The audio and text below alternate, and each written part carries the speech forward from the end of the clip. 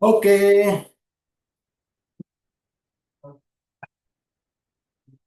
selamat sore buat teman-teman dimanapun berada. Ketemu lagi dengan saya. Oh, sambil nunggu ini ya, belum ada peserta. Kita pun turun ke sana, melintasi alam Mustafa, memandang.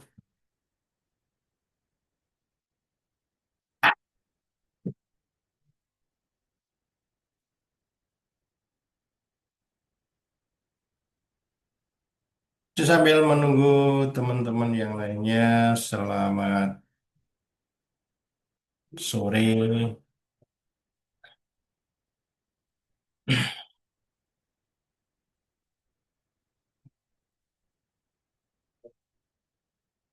Kita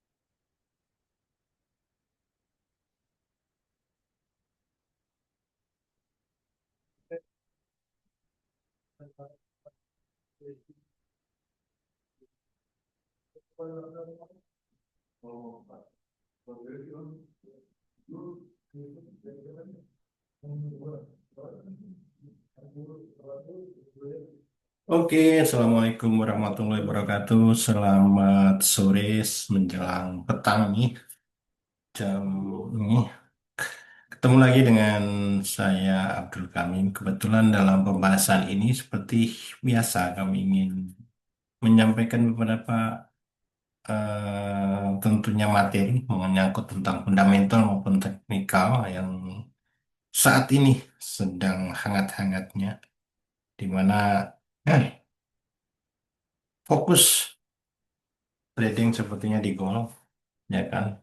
Kita tahu bahwa gold selama ini beberapa hari ke belakang harga cukup naik cukup tinggi dan tiba-tiba ada penurunan, ya penurunan kalau kita perhatikan jika ke dari Rabu, Kamis dan Jumatnya.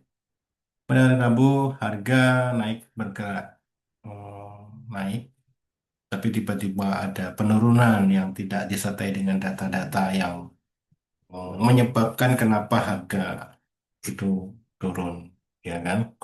Nah, ini biasa kalau disebut dalam istilah dunia investasi seperti ini, itu boleh dikatakan itu adalah black swan, yaitu pergerakan yang di luar oleh perkiraan kita. Nah, perkiraan baik analis mau itu. Artinya di luar perkiraan itu apa? Yaitu suatu gerakan di mana data tidak ada menyertainya. Misalkan ada data fundamental ataupun teknikal kan seperti itu. Tetapi orang baru bertanya-tanya setelah kejadian itu terjadi. Kejadian terjadi ketika harga contohnya rally ini, rally harga emas, ya, dari emas naik cukup fluktuatif tinggi, tiba-tiba tidak ada angin, tidak ada hujan, tahu-tahu harga terjun. Nah, ini yang disebut dengan black swan. Itu pada hari Rabu terjadi, ya kan? Kalau kita perhatikan dan hari apa itu? Hari Kamis juga. Nah, kecuali hari Jumat kemarin ya. Kalau hari Jumat kemarin memang ada beberapa hal yang melatar belakangi kenapa harga emas turun. Ya kan? Pada hari Jumat itu harga emas melemah tajam ya pada akhir perdagangan itu. Ini ada boleh dikatakan sentimen, bukan sentimen sebenarnya ini tertekan oleh karena penguatan dolar ya. Belum ada satu ya. Ya. Karena adanya penguatan dolar dan komentar terbaru soal tarif dari Presiden Amerika yaitu Donald Trump. Dan ini yang saya baca ya. Dan tentunya ini terkadang kita kalau nggak update suatu berita, kita terjebak juga oleh eh, pergerakan yang tiba-tiba ya. Sebenarnya bukan tiba-tiba, pasti ada penyebabnya. Kecuali yang terjadi yang disebut dengan black swan kemarin memang tiba-tiba harga di mana naik, tahu-tahu turun drastis, ya kan? Itu satu pergerakan bahkan hampir sampai 100 pip ya, 100 poin maksud saya kan seperti itu. Nah, itu suatu spontan yang cukup mengagetkan. Ini biasa terjadi karena pelaku besar, terutama big trade itu melakukan satu transaksi yang cukup mendadak. Ini pengambilan aksi taking profit ya, yang dilakukan oleh kami pemain besar ya. Tidak tidak sembarangan, tidak bisa mengarahkan market yang begitu cukup tinggi tersebut.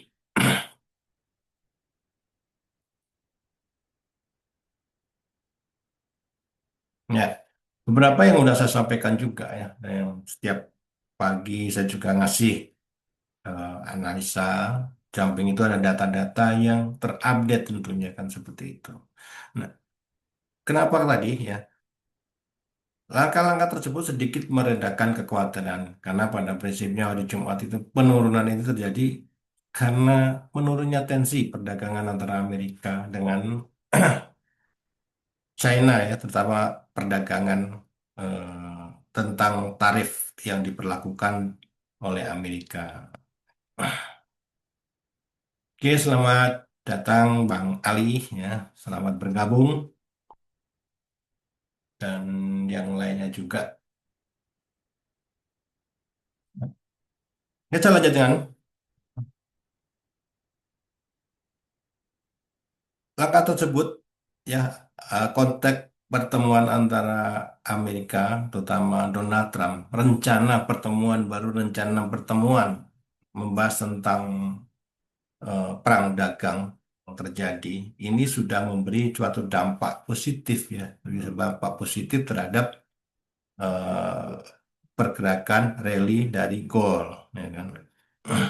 Ini kan dapat mengurangi kekhawatiran pasar atas meningkatnya tegangan dagang antara kedua negara tersebut. Dan ini juga menegaskan bahwa penerapan tarif penuh terhadap rivalnya itu tidak realistis dalam jangka panjang. Pernyataan tersebut mendorong penguatan indeks dolar. Ya, simpel dalam dunia trading kalau kata maka terutama untuk gold ya. Jadi kita juga harus memperhatikan tentang perekonomian Amerika dan yang lebih biasanya potensi kita mendapatkan info lebih valid akan lihatlah indeks dolar. Jadi ketika harga indeks dolar naik, otomatis eh, biasanya adalah komoditi emas lalu mulia itu juga akan mengalami penurunan. Gitu. Dan sebaliknya, jika indeks dolar itu mengalami penurunan, maka otomatis komoditi emas juga akan menguat kembali karena sebagai safe haven, otomatis pelaku pasar biasanya melarikan eh, apa itu investasinya, terutama kepada eh, investasi yang aman, ya, terutama yang mempunyai potensi dia tidak terpengaruh yang namanya inflasi yaitu gold. Oke. Namun demikian, ya, apakah harga tersebut akan, nah ini ya, akan menjadi koreksi dan akan merubah pola tren dari pola kenaikan tren yang cukup lama turun? Itu boleh dikatakan belum ya, belum. Kenapa? Karena ini baru konteks pertemuan saja, satu. Yang kedua, banyak masalah yang boleh dikatakan kompleks yang belum selesai, sehingga kalau ditanya pergerakan emas masih kemana, masih ada potensi naik. Justru prosentase jauh lebih besar bahwa proyeksi dari pergerakan emas masih akan naik. Dan tentunya teman-teman juga dari sisi fundamental dulu ya. Kenapa menurut Pak Abdul nih kok harga emas juga masih potensi untuk naik ya? Ada beberapa hal ya, ada beberapa hal konteks yang bisa membuat bahwa emas itu masih rally ya, rally up ya, untuk bullish ya. Yang pertama yaitu tetap pada akhir bulan ini ya, The Fed diprediksikan akan tetap melakukan pemangkasan suku bunga. Ya, pemangkasan suku bunga di mana acuannya yang masih boleh dikatakan 96% itu yakin akan diturunkan yaitu sebesar 25 basis poin. Nah, ini artinya apa? Ya, ini artinya potensi potensi melemahnya dolar otomatis cukup tinggi itu pasti ya kan. Biasanya seperti itu. Kenapa? Sederhananya saya selalu mengatakan, kenapa sih kalau suku bunga turun harga emas naik? Iya, jadi karena orang pasti tidak akan kalau bahasa sederhananya gini loh, kalau bunga bank turun ya ngapain saya duit saya taruh di bank, mending saya alokasikan untuk investasi yang lainnya, baik investasi real seperti itu. Dan sebaliknya kalau bunga bank naik ya saya lebih baik taruh dananya ke bank, kan seperti itu. Itu bahasa sederhananya, biarpun eh, perhitungannya atau tidak semudah itu, tidak sesederhana itu, banyak kompleks. Tetapi kita sebagai orang, maaf nih, bukan katakanlah teman-teman, bukan ahli ekonomi, bukan nih. Kita bacanya yang baca yang sederhana. Yang sederhana artinya jangan mempersulit diri, jangan. Tetapi dengan gambaran yang sederhana itu sebenarnya bisa mewakili yang lainnya. Yang saya katakan, saya suku bunga turun gimana? Ya otomatis komoditi emas akan naik. Kan sederhana seperti itu. Nah, Latar belakang ini yang pertama tadi adalah tentang penurunan suku bunga. Bahkan diperkirakan sampai akhir tahun ini kan masih boleh dikatakan dua kali lagi. Ya. Ya, bisa saja terjadi ataukah dilanjutkan untuk bulan ke depan karena posisi saat ini kan memang mau tidak mau harus ada penurunan dari suku bunga. Itu ya. Baik dari karena apa? Karena perekonomian juga belum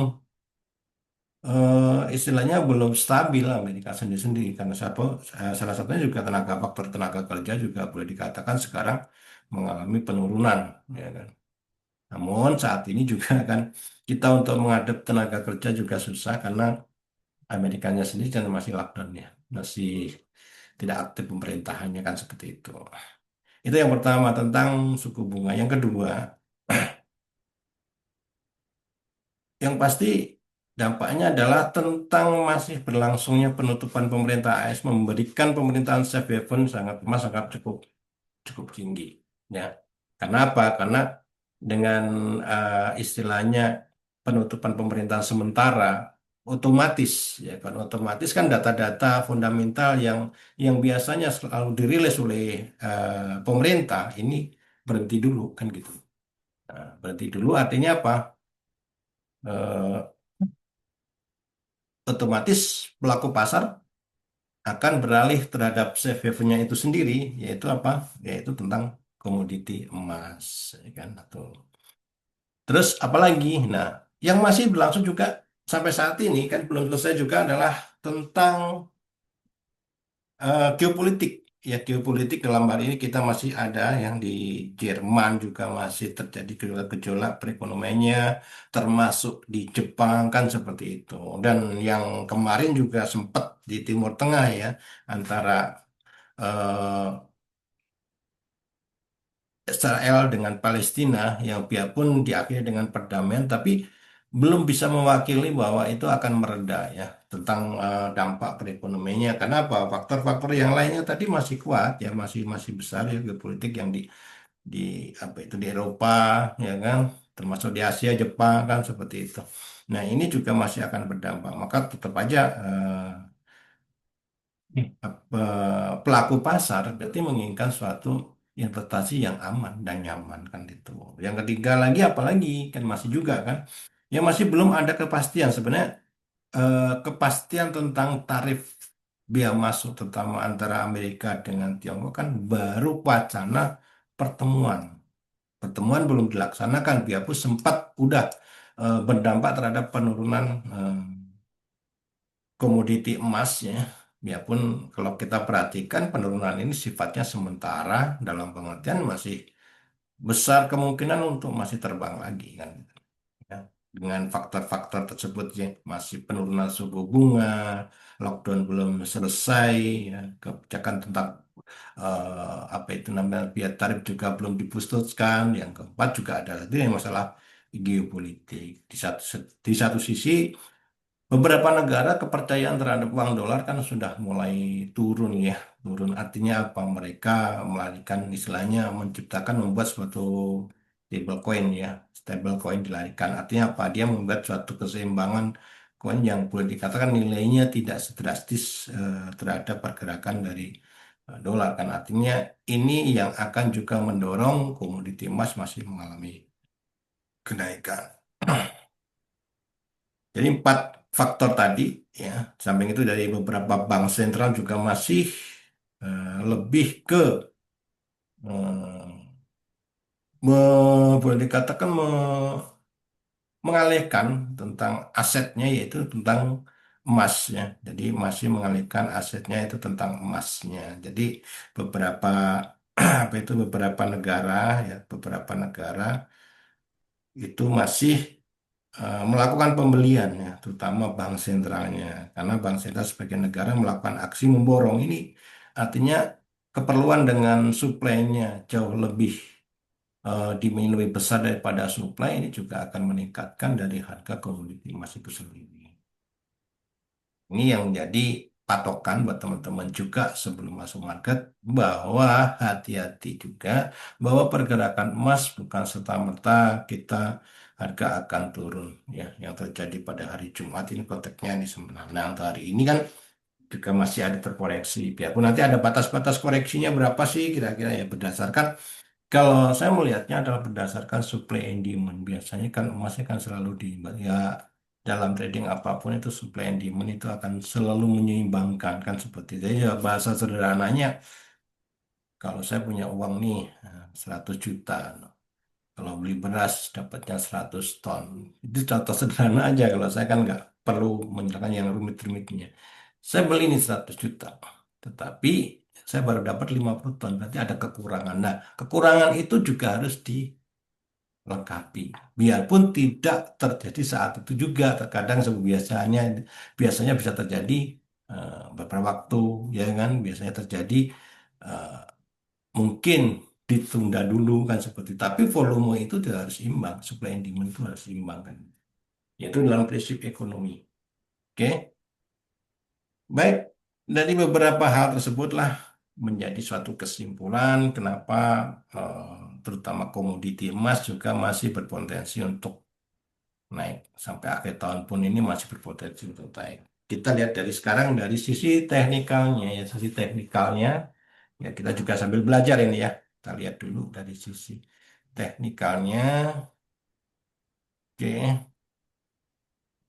Nah, kita mulai juga sambil melihat emas ya. Ini emas ini kebetulan emas sebagai favorit buat para trader nih ya. Kenapa emas kok menjadi favorit? Wah, gerakannya enak. Ya, enak risikonya juga enak kan seperti itu harusnya. Karena semuanya berimbang. Nah, ini yang terjadi pada hari Jumat, ini hari Senin kemarin. Jadi kita lihat harga sudah menyentuh harga supportnya ya, support hari Kamisnya. Kalau kita eh, tarik garis trennya ya, mungkin teman-teman yang sudah belajar langsung tahu gimana sih cara mengenai konsep trennya seperti itu kan seperti ini ya. Nah, ini adalah koreksi ya.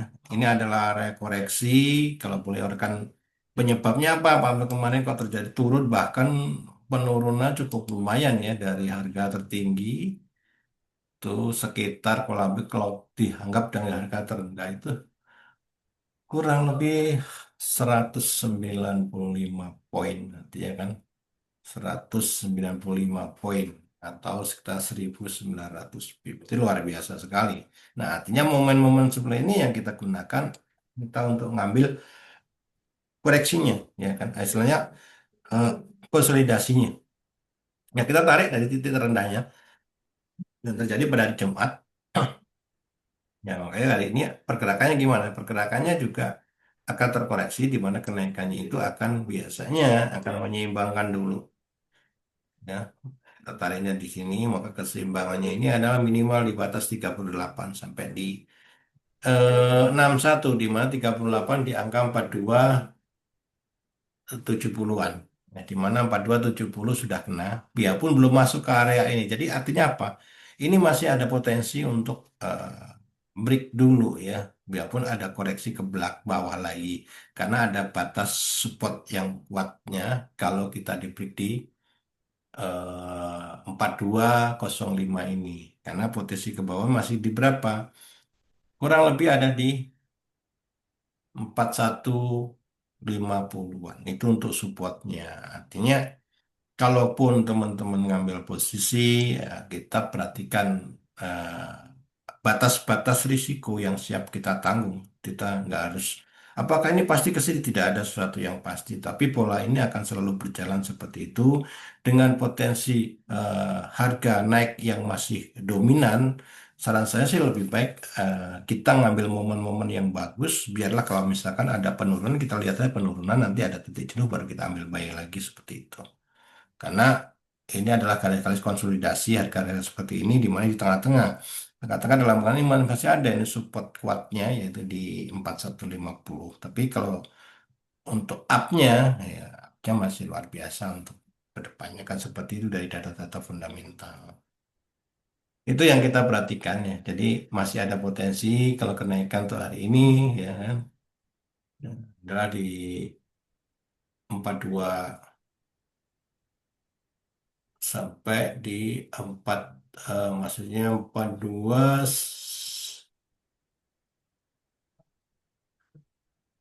4270 sampai dengan 4305. Ini area yang boleh dikatakan sebagai area konsolidasi. Maka pergerakan hari ini tidak terlalu ekstrim, ini hari Senin juga sambil menunggu. Jadi pelaku pasar juga lagi menunggu pergerakannya. Data-data hari ini juga tidak ada data yang menyertainya, walaupun walaupun ada data juga pemerintah tidak mengeluarkan, maka kebijakan lebih dominan dikuasai oleh pernyataan-pernyataan yang timbul dari bank sentral itu sendiri daripada pemerintah. Pemerintah dalam hal ini kebijakan juga tetap aja dari pernyataan-pernyataan bukan berdasarkan data-data yang ada. Oke, untuk emasnya, untuk euro yang kita perhatikan juga euro sama polanya ya. Euro sudah saya sampaikan pada dari apa kemarin tuh minggu yang lalu ketika terjadi suatu buat double bottom seperti ini potensi harga euro mengalami suatu faktor fase perubahan tren dan tren kuat ketika harga ini melewati dari top sebelumnya dan membentuk suatu pola yang disebut dengan pola double bottom seperti ini. Jadi pola-pola seperti ini sering terjadi ketika sehari ini sudah terjadi, maka ini adalah peluang ya, untuk melakukan transaksi pembelian. Idealnya di mana di harga topnya ini yang boleh dikatakan sebagai validnya sinyal tapi konfirmasi karena sinyal adalah tanda-tanda, tapi sinyal belum tentu valid ya. Tapi ketiga sinyal itu sudah menjadi konfirmasi menjadi sinyal itu menjadi valid dan validnya adalah di atas topnya tersebut. Nah, untuk pergerakan ke depannya gimana untuk Euro USD itu yang eh, transaksi di mata uang, terutama Euro USD, kita tarik dari bawah, maka ini akan terkoreksi dulu. Ya. Ini batasnya masih batas-batas psikologi ya, bahwa dengan harga sudah mencapai di high-nya di 11725 ya kan, dan ini ditandai dengan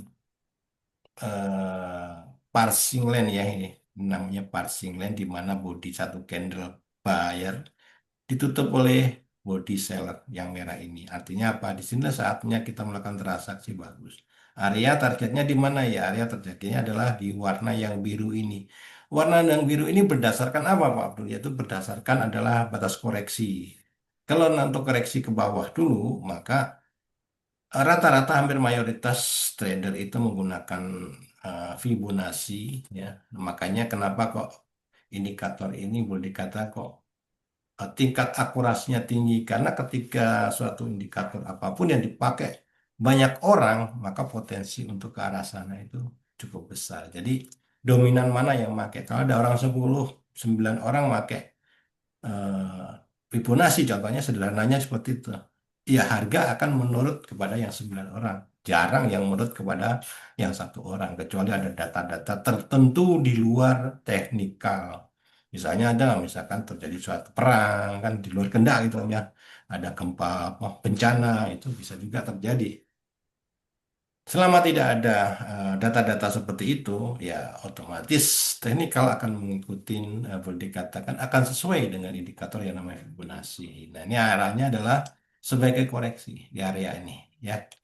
Jadi ini sudah masuk di batas 38 di 1,1657. Masih ada potensi ke bawah masih, ya.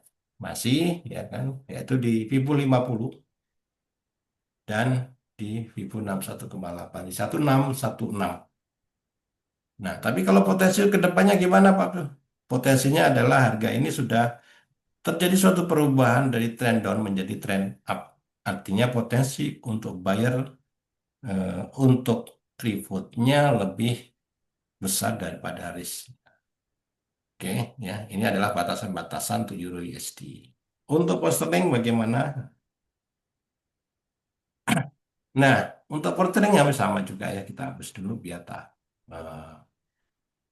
memahami bagaimana sih caranya analisa kan seperti itu. Karena banyak orang ya hanya ngikutin aja, nggak bisa analisa, ujung-ujungnya ya kalau untung-untung bareng, rugi-rugi bareng, nggak punya independensi yang cukup. Padahal kita pinginnya adalah teman-teman itu adalah kita ngasih jalan, kita ngasih edukasi supaya bisa mandiri. Kita tidak ada ketergantungan kan seperti itu. Akhirnya menjadi trader-trader yang eh, sukses kan seperti itu. Trader sukses kebanyakan apa? Dia tidak berfokus kepada apa yang sudah disampaikan kepada orang lain. Orang lain hanya sebagai masukan ilmu. Tapi kalau kita belajar dan kita bisa memahami, ya kan, maka biasanya rata-rata itu adalah yang sukses. Karena apa? Dia punya alasan tersendiri kapan kan saatnya masuk market, kapan saatnya saya keluar market kan seperti itu. Nah, sama seperti ini tadi yang di Euro USD, pound sterling ya, untuk pound sterling pada tanggal 14 kemarin ya, 14 kemarin juga sudah saya share juga ya. Bisa kalau yang teman-teman yang ini ya. Nah, ini yang disebut dengan pola double bottom. Ya, ketika ada pola double bottom, head and shoulder kan seperti eh, ini mencerminkan suatu sinyal yang konfirmasi yang kuat. Nah, ini bisa terjadi seperti itu. Nah, ketika double bottom ya, ini naik, ya misalkan seperti itu, biarpun ini udah ada sinyal, ini sinyal ya, tapi belum konfirmasi ya. Nah ini adalah sinyal bahwa oh iya ini udah mau naik, berarti ini double bottom kayaknya mau naik. Iya. Nah, tapi apakah dia bisa valid? Belum tentu. Tapi dengan caranya validnya di mana? Ketika harga sudah break di harga topnya. Nih. Oh, kenapa kalau ini nggak di high-nya ini nggak, tetapi yang kita sering itu adalah di close price-nya. Jadi kita lihatnya bukan di bar-nya, tapi di close price-nya. Nah ini adalah close price-nya untuk menentukan breakout yang kuat. Nah ini, karena banyak orang yang high-nya, low-nya, boleh, boleh, boleh saja, sah-sah saja. Tetapi yang paling ideal adalah yang dihitung adalah close price-nya, close candle-nya. Karena kalau shadow itu biasanya adalah suatu penawaran yang tidak terjadi yang belum terjadi sehingga harga berbalik maka membentuk suatu shadow atas sama dengan seller misalkan seller nggak jadi maka akan membentuk shadow bawah atau yang disebut dengan ekor bawah artinya dorongan buyer lebih kuat. Nah, ketika pola seperti ini sudah kita lakukan, nah ini udah break, ini adalah valid. Ya, kita udah valid dari trend down menjadi trend up. Makanya ketika udah kenaikan ini sudah terjadi, makanya yang harus kita perhatikan, udah berapa poin nih? Udah 31, 2, 3, 4. Nah, ini 4 hari tanpa, ini maksudnya hari 4 hari eh, tanpa ada koreksi. Maka yang harus kita perhatikan adalah momen koreksinya, ya, korektifnya. Di mana sinyal itu terjadi ketika pada hari tanggal 17, hari Jumat, ya. Nah, hari Jumat ini kita bisa nih, nah, ini kalau kita zoom besarnya biar kelihatan. Ini juga sama, ini ada candle satu ya, ditutup oleh candle merah ya, belum melebih tapi di satu candle ini udah melebih, maka inilah momen yang terbaik untuk melakukan transaksi jual sebagai koreksi bukan tren ya. Kalau koreksi artinya target keuntungannya jangan besar-besar 30% atau sampai 50% dari kenaikan yang ada. Oh ini kenaikan segini. Oke. Maka ngitungnya 30% apa ini tanggal 30 enggak usah. Kita ada alat khusus untuk melihatnya itu. Yaitu indikator yang berkali tadi saya katakan. Kita tarik ke atas, maka idealnya koreksi adalah di area sini. Nah ini, oke, jadi potensi harga masih bergerak di area sini. Di mana ini sudah menyentuh sama, hampir sama ini ya, pergerakan pound sterling sama euro tadi, di mana dia sudah mencapai support, tidak tembus, tidak istilahnya tidak breakout ya di 1339.0, maka harga mantul lagi ke atas. Ya kan, artinya dari ke atas dia akan menuju ke resistennya, tapi nggak tembus lagi kan resistennya. Ya. Nah, batas atas ya resisten dan bawah itu batas supportnya. Maka dia akan mencoba ke support kembali. Jika dia akan tembus, maka area yang akan dituju adalah di 13.365 sebagai golden ratio orang nyebutnya. Karena di 1050 ya ini. Nah, di sini ya. Jadi itu adalah gambaran dari komoditi juga termasuk currency. Tapi kebanyakan yang transaksi currency atau di emas ya, kita masih ada istilahnya peluang untuk apa ya? Peluang terbesar tetap dibeli ya, membayar. Kayak ini kan kemarin saya juga sudah masih ketika harga satu ya, satu udah masuk ke support kuatnya dan dia kelihatannya pasti akan menutup target, bukan pasti maaf nih ya. Jadi ketika tutup pattern, ya pelakunya akan sudah melebihi dari range harian ya. Kalau range hariannya saya lihat kan udah sampai 176 poin ya kalau dari harga close-nya, close up-nya di close close candle yang atas ya, bukan close close eh, apa itu pasarnya. Nah, sampai yang ke bawah ini sudah 195 poin. Nah, makanya saya ambil posisi buy di sini. Ya kan ini masih ada, masih running ya dan saya coba tahan dulu sampai di mana target saya di mana ya target minimal adalah di 4300 ya kan atau nanti di 4290 sampai 4300 ya di emas artinya potensinya emas masih masih up ya rekomendasi dari saya tidak harus diikuti tapi rekomendasi saya cuma satu ya kan karena segala sesuatu tidak bisa dipastikan ya 100% tapi dengan pola seperti ini maka potensi poten, potensi prosentasenya untuk up jauh lebih besar. Oke, ada pertanyaan mungkin silahkan kami buka sesi tanya jawab buat teman-teman ya silahkan bertanya sebelum kita akhiri karena mau maghrib ya sebentar lagi sengaja sore biar adem. Oke, kalau ada yang mau bertanya, kami persilahkan. Ya, dibuka pertanyaan. Mungkin atau pertanyaannya berhadiah ya, jadi biar banyak yang tanya.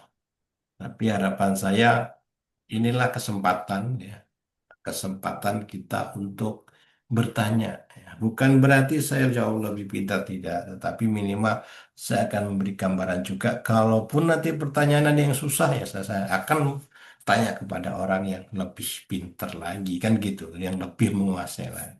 Ya, yang penting di sini ada tujuan kita adalah sharing-sharing, biar belajar sama-sama, mengedukasikan, ya kan, biar kita tidak kesasar dalam trading kan seperti itu. Ini kenapa harga di buy turun, di sell naik, kan seperti itu. Kenapa? Karena kita nggak tahu alasan yang tepat. Oke,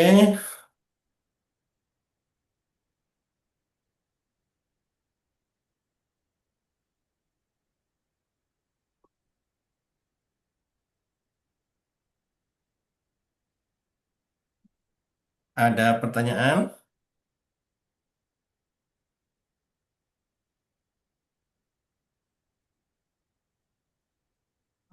Ini saya lihat ada yang mau tanya. Cuma pertanyaannya bingung. Pak Abdul, saya mau nanya, cuma bingung. Saya mau nanya apa, kan seperti itu. Jadi, teman-teman ya, baik di yang luar pun yang ada di sini, silakan.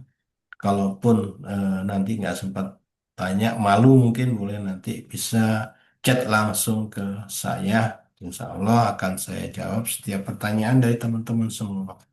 Ya, bisa chat saya, nomor saya juga ada ya. Kalau yang belum tahu boleh.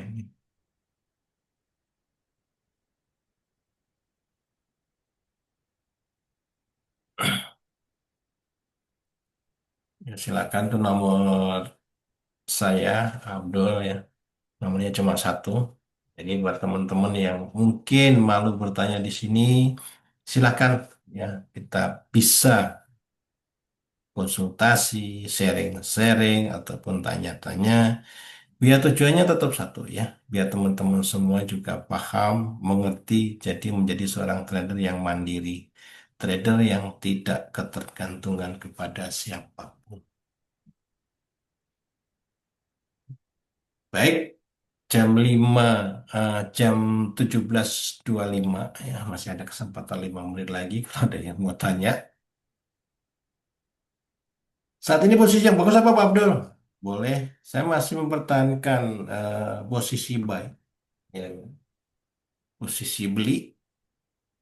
Jadi tetap masih mempunyai potensi. Jadi kalau teman-teman rekomendasi untuk mau transaksi beli, boleh di berapa ini? Di 4255 boleh. Atau lebih validnya sebenarnya di 4270 ya. 4270 sampai di 4310 TP-nya. Artinya 70 ke 10, 40 poin atau 400 pip bisa dimanfaatkan. Kalau kuat menahan untung ya. Kalau kuat menahan profit. Risikonya apa? Risiko selalu ada ya. Risikonya adalah batasnya di break spotnya di 4230-an. Ya kan? Tapi kalau margin level kita, ya kan, margin level kita kuat, ya besar modalnya, ya bisa istilahnya batasan risiko tidak dengan cut loss atau stop loss, tapi bisa di sell stop dulu boleh. Kadang-kadang orang trader ada dua ya. Cut loss dia itu pengennya nggak mau rugi dalam pengertian yang dilihat karena apa balance-nya nambah tapi equity-nya berkurang sehingga kalau nanti saya cut loss balance saya berkurang dong ya iya kan gitu yang lihat kan equity-nya cuma mindset seperti itu ada juga ada yang orang pengen clear posisi biar bersih tidak ada beban tapi ada juga yang wah nggak mau kurang dulu lah balance saya tetap akan sehari lebih baik saya kunci dulu ya kan atau ngambil posisi baru lagi itu ada. Semua akan kita kembalikan kepada teman-teman semua karena gaya trading atau style akan berbeda-beda setiap orang, ya kan? Biarpun kita belajar bareng, ya kan? Kita belajar bareng, diskusi bareng, tapi kebanyakan mereka juga mempunyai sistem trading yang berbeda-beda, tapi tujuannya sama, ya sama yaitu apa? Profit kan seperti itu. Jadi nah, sama aja seperti ini. Boleh Pak Abdul saya ngambil buy? Boleh, alasannya sama. Kadang posisi seperti ada yang buy, ada yang sell. Tapi alasannya tahu, jangan sampai buy atau sell kan kita nggak tahu alasannya. Kenapa ngambil buy? Saya lihat trennya. Kenapa ngambil sell? Karena saya mau ngambil koreksinya. Dua-duanya sama. Kalau konsisten, sudah tahu ilmunya, dua-duanya bisa profit. Karena terkadang bisa juga yang koreksi dijemput dulu baru yang trennya dijemput biar udah ada awalnya mereka terjadi suatu plotting minus dulu. Baik, terima kasih. Kami cepat buat teman-teman semua. Mudah-mudahan apa yang bisa saya sampaikan sore ini bisa bermanfaat ya, menambah ilmu buat kita semua. Amin. Akhirnya saya tutup sore webinar ini ya dengan ucapan Wassalamualaikum warahmatullahi wabarakatuh. Salam profit buat semuanya. Amin.